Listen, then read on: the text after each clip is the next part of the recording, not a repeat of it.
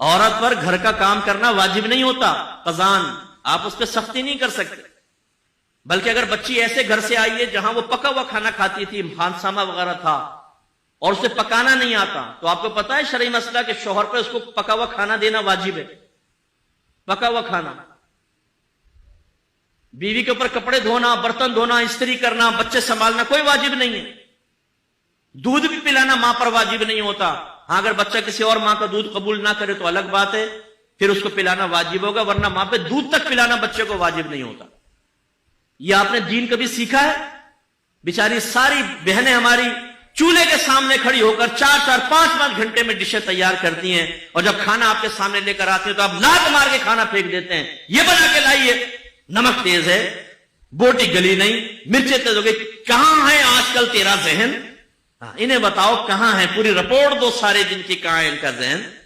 تمہیں استری شدہ کپڑے مل رہے ہیں، تمہارے بچے وہ سنبھال رہی ہے، تمہارے ہاتھ پاؤں تک وہ دبا رہی ہے، جب تم فریاد کرتے ہو اور فرمائش کرتے ہو چائے بن کر تمہارے سامنے آ جاتی ہے، وہ نوکر نہیں ہے ہماری، وہ اگر یہ کام کرتی ہے تو اس کا احسان ہے۔ صاحب جب ہم بیوی کو کہہ دیں گے تو اس پہ واجب نہیں، وہ کہاں کام کرے گی؟ کرے گی۔ انہیں یاد دلائیں کہ بی بی فاطمہ رضی اللہ تعالیٰ عنہ پر بھی واجب نہیں تھا، لیکن گھر کا سارا کام خود ہی کرتی تھی وہ۔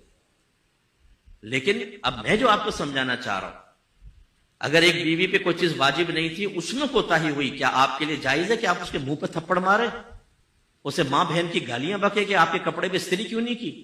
اگر وہ چائے بنانا بھول گئی تو کیا آپ کے لیے جائز تھا اس کو لات مارنا؟ اگر ہے تو لائیے شریعت کی دلیل پیش کریں، ورنہ میدان محشر میں گرفت کے لیے تیار رہیں۔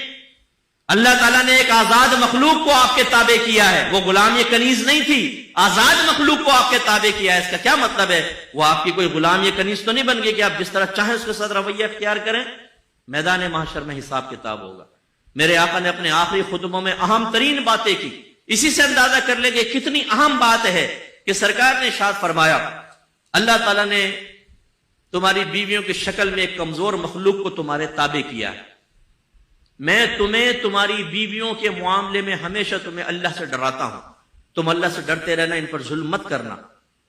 حضرت عمر فاروق رضی اللہ تعالیٰ نے کہا سرکار کی بارگاہ میں حاضر ہو، یا رسول اللہ، جب تک ہم مکے میں تھے ہماری عورتیں ہمارے سامنے بولنے کی ہمت نہیں کرتی تھی، لیکن جب ہم مدینے میں آئے تو یہاں انصار صحابہ جو مدنی تھے ان کی ازواج ان کو جواب دیتی ہیں، یعنی کوئی ہے بات تو کوئی بدتمیزی نہیں، دائرہ ادب میں رہ کر۔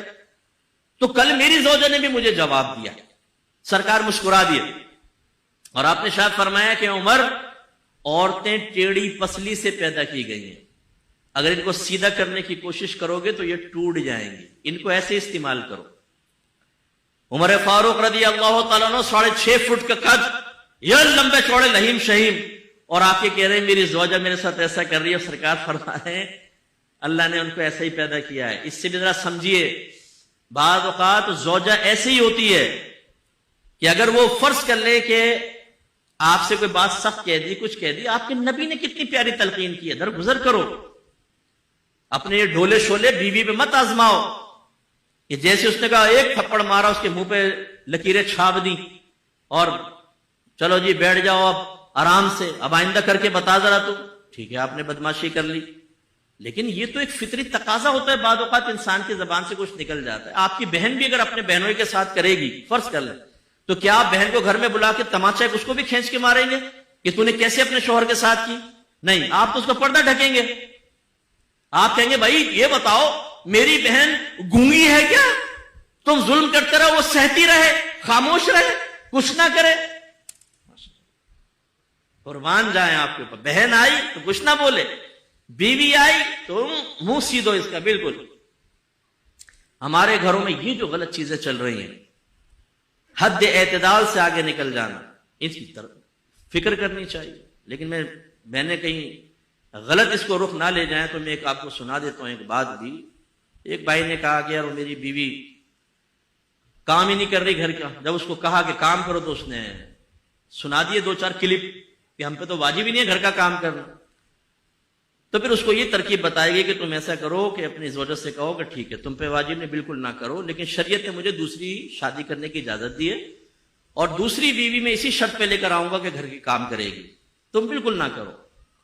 پتہ چلا کہ بیوی نے کہا نہیں میں کرنے کے لیے تیار ہوں، تم یہ قدم نہ اٹھاؤ. تو یہ بہنوں کو بھی چاہیے دیانتاً گھر کا کام کرے. لیکن میں جو آپ کو سمجھانا چاہ رہا ہوں، اب یہ دیکھیں، میری والدہ ابھی فوت ہوئی ہیں، والد بھی تھے، والدہ. ہم نے زوجہ کو صاف بتا دیا تھا کہ آپ پر ہمارے ماں باپ کی خدمت کرنا واجب نہیں ہے، لیکن ماں باپ سمجھ کے کریں گی تو آپ ہمارا دل جیتیں گی، ہماری دل جوئی ہوگی، خوشی ہوگی. نہیں کریں گی ہمیں کوئی شکوہ نہیں ہوگا آپ سے. یہ کلیئرلی ہمیں میسج دینا لازم ہے تاکہ ہمارے بچے بھی اس کو سیکھیں اور سمجھیں. تو آج اگر ہماری زوجہ گھر میں کوئی کام کرتی ہیں، زیادہ کام کرتی ہے، ہم دسترخوان پہ بیٹھے ہوتے ہیں، بچوں سے کہتے ہیں اپنی والدہ کا شکریہ ادا کرو کہ انہوں نے 4 گھنٹے چولہے کے سامنے کھڑے ہو کر تمہارے لیے کھانا بنایا، تمہارے کپڑے دھوئے ہیں، ہر چیز پہ شکریہ ادا کرتے ہیں. اس کی عادت بناتے ہیں تاکہ قدر و قیمت رہے.